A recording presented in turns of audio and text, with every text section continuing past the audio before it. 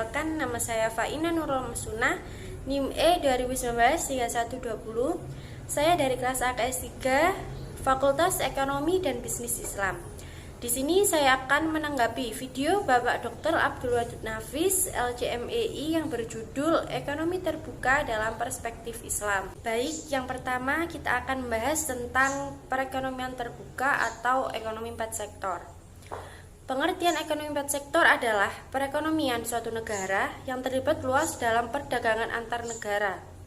Hampir seluruh negara di dunia menganut perekonomian terbuka dengan ikut dalam perdagangan internasional dapat memacu ekonomi nasional karena akan memperluas pasar dan meningkatkan daya saing produksi dalam negeri.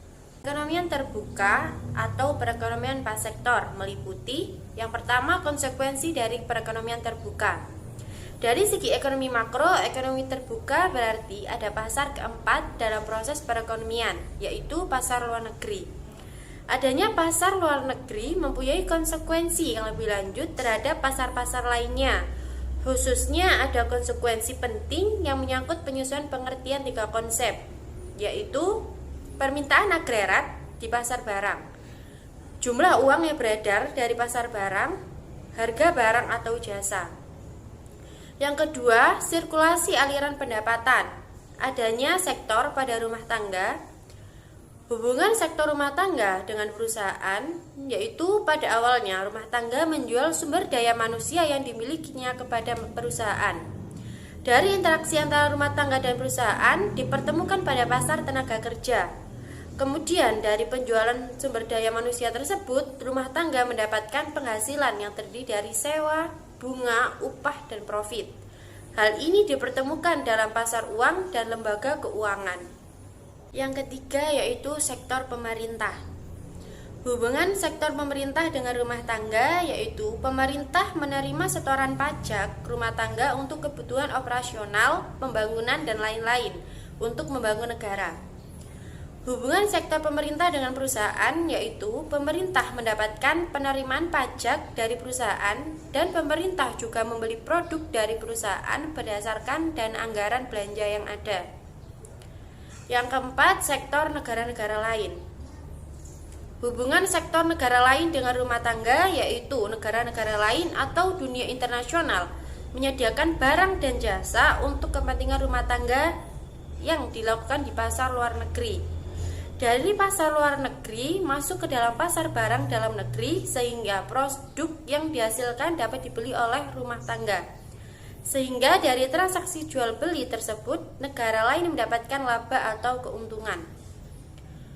Hubungan sektor negara lain dengan perusahaan yaitu negara lain atau dunia internasional mengekspor produknya kepada bisnis-bisnis perusahaan.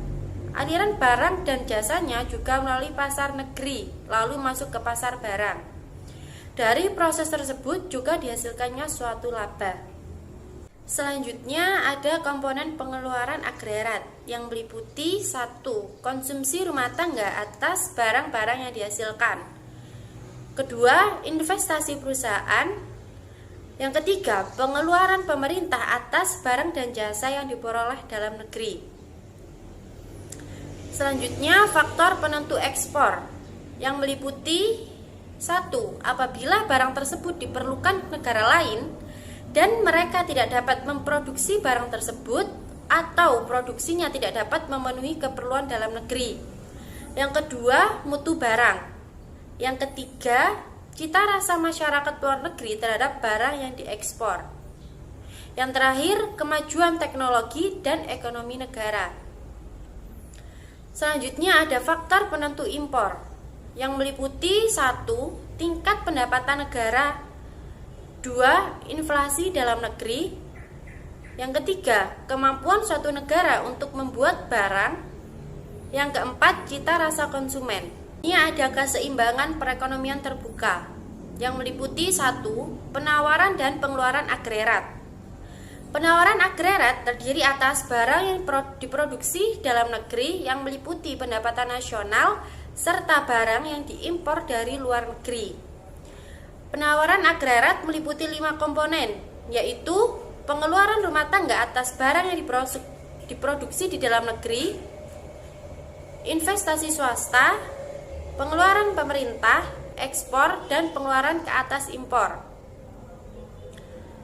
Pengeluaran rumah tangga terdiri dari pengeluaran dalam negeri dan pengeluaran atas barang-barang impor. Dengan demikian, keseimbangan perekonomian terbuka tercapai apabila Y ditambah M sama dengan C ditambah I ditambah G ditambah X, atau Y sama dengan C ditambah I ditambah G ditambah dalam kurung X dikurangi M tutup kurung. Selanjutnya, pendapatan disposable digunakan untuk membeli barang dalam negeri dan import dan ditabung. Dengan demikian, keseimbangan perekonomian terbuka tercapai apabila Y dikurangi T sama dengan C ditambah S, atau Y sama dengan C ditambah S ditambah T, di mana C merupakan pengeluaran rumah tangga membeli barang dalam negeri dan import. Selanjutnya yaitu perekonomian terbuka pada sistem ekonomi Islam. Menurut Manan, prinsip dasar yang telah ditetapkan Islam mengenai perdagangan dan niaga adalah tolak ukur dan kejujuran, kepercayaan dan ketulusan. Sejarah telah membuktikan bahwa Islam telah melanjutkan perdagangan internasional. Sekian video tanggapan dari saya, kurang lebihnya mohon maaf. Wassalamualaikum warahmatullahi wabarakatuh.